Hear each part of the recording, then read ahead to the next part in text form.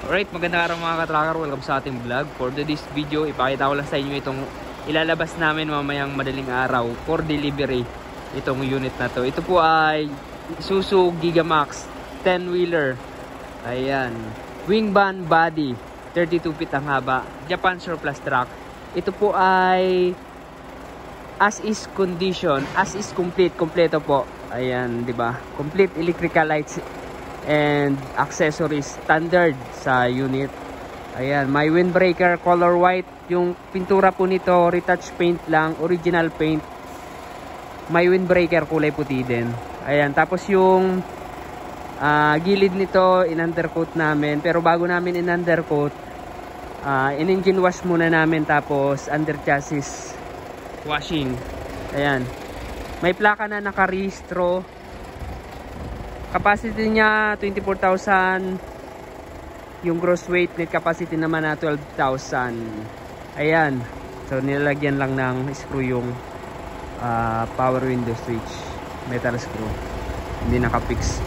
Ayan po yung itsura. May kunting dent sa wing band. Tapos dito may kunting gasgas sa sidings. Alright. So shoutout nga pala kay Sir Rocky Jubic Agting from Mindanao. Kay Sir Denmark Asuncion Cueto, shoutout po. Kay Randy Reyes na nasa Canada, ayan, OFW. Ayan, shoutout po sa inyo. And then sa family natin sa Bicol, ayan, Nopia family, Dasian family, shoutout po sa mga taga Bicol, mga kasing ko dyan. Ayan, so yun mga ka-tracker, ang gulong nito 295 by 80R, 22.5 yung harap, tapos 11R sa likod. And then ang rim niya mag-type, ayan, Alcoa 8-stud mag-type tubeless. So tip lang mga ka-tracker, kung kumakarga kayo ng mabibigat over sa maximum limit, mas better na steel rim yung gamitin nyo, hindi to, kasi ito pumuputok to, bumibiyak. Saka pag nasobra ng higpit, ganun din nangyayari. Ayan. So makakapal yung gulong, Japan surplus. Dalawa yung tangke ng diesel. Ayan. Ito yung reserve. Ito naman yung main fuel tank. 3 layers running guard. Tapos tip ko lang mga ka-tracker, kung pipili kayo ng wing band, ayan, piliin nyo yung mataas yung sidings. Ayan. Huwag kayong kukuha ng wingban na sobrang haba ng wingban ganito. So ito standard to, all goods na to. Ito maganda rin to.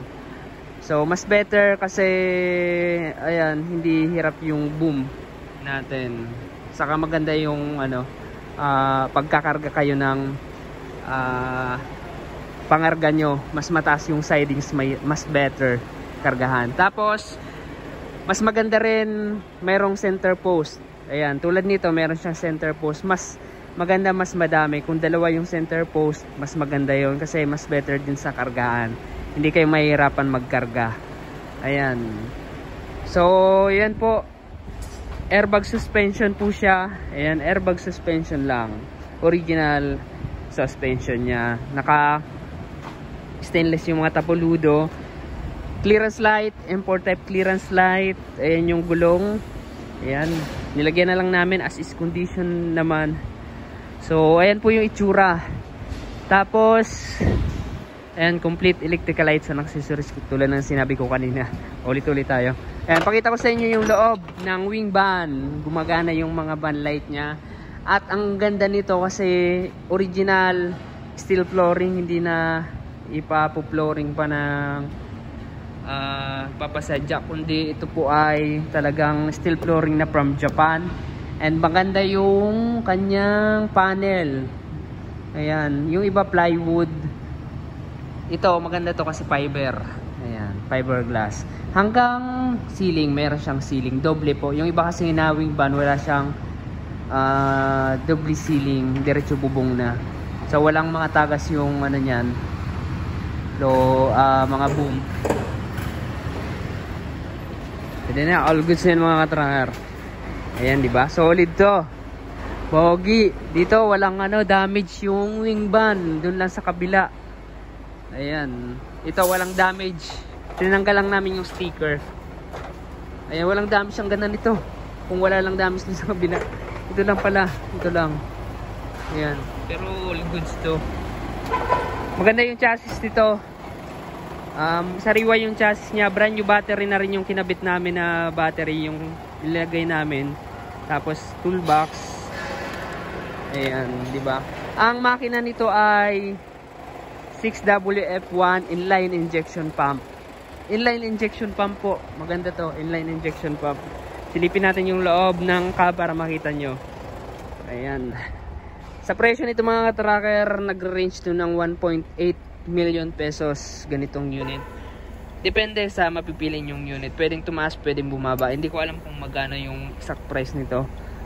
So umabot pa nga ng 1.5. Depende lang sa unit na mapipili nyo. Dito mga ka-tracker, available unit po namin ay as is condition. Saka lang po namin pinare-recon kapag napili nyo na, napili na ng client. Kung gusto mong ipa-recon, kung assist lang, so ganito lang yung itsura nya. Pag recondition, all in na po yan. Talagang check up lahat ng system, preno, clutch, transmission, makina, change oil, lahat talagang i-detail. Ito naka-detail naman to. Nalinisan yung loob ng cab. Maganda to kasi may camera. Reverse cam, pogi, di ba? Tapos yung mga side mirror nito, may mga may mga wiper pa. Gumagana lahat. Pakita ko sa inyo. Ayan, ito yung switch niya. Ayan, gumagana, di ba? At kita natin, wash, hugas. Kung madumi na, may tubig yan. Gumagana lahat yan.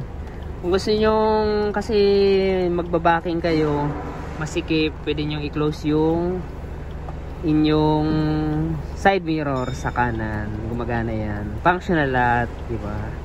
Solid. Pogi. Ayan. Ayan, may tumatawag. Hello, ma'am. Hey. Yes, ano na? Okay na yun. All goods na. Ready na. Sige. Sige, okay, thank you. Odometer nito yung naka-registered sa ating instrument panel 832,678. Ewan ko lang kung ito yung talagang original, pero pagkakaalam ko ito naman yung original na instrument panel niya galing Japan, kaya ito yung naka-registered dito. So yan mga tracker, hindi po namin ginalaw yan, hindi kami nagpipitik niyan. So sa dito naman kasi kung titingin kayo ng unit ay magdala kayo ng sarili nyong mekaniko. Ayan, or magdala kayo ng scanner kung gusto nyo i-check, bahala kayo. So ayan mga tracker, para makasigurado rin kayo na maganda yung unit na mapipili nyo. Ayan, marami tayong sinasabi, pero yan ay totoo lamang. So dito daw mahal daw yung presyo ng truck. So kung namamahalan ko sa ibang unit, sa ibang yarda kayo kumuha, basta kami yung standard na namin na presyo. Yan mga truck, wala na tayong ibang masabi. Basta dito kayo tingnan nyo yung gawa, di ba? Ito recondition, may warranty. Recondition po, may warranty po sa amin. And then as is condition, nagbibigay rin kami ng kung magka-problema man yung truck, major problem, so titingnan po namin. Pero dito yung mga unit na nilabas dito na assist condition, pag may problema yan, binabalik nila dito, inaayos namin. So yun mga katrabaho, yung iba pa nga servicean pa namin kahit assist condition pa. Ayan, 7-speed manual transmission po itong unit na to. So hindi na nakaka-upholstery yung mga upuan, pero pogi naman yung upuan niya, di ba? Walang damage. Ayan, solid. 6WF1 mechanical, inline injection pump, semi-electronic. May na rin to mga katracker, may ECU or computer box na tinatawag sa Japan, di ba? Di ba Yul? Shout out Yul, kita ka sa vlog. Panoorin mo to Yul, kita ka sa vlog natin, YouTube channel. Paki-subscribe na po ang ating YouTube channel. Nasa magti 34,000 subscribers na po tayo. Ayan, salamat po sa inyong lahat sa suporta. Ayan, manood po kayo para may saurin po tayo sa YouTube channel at malapit na yung ating ipamimigay kasi malapit na yung December. Ayan.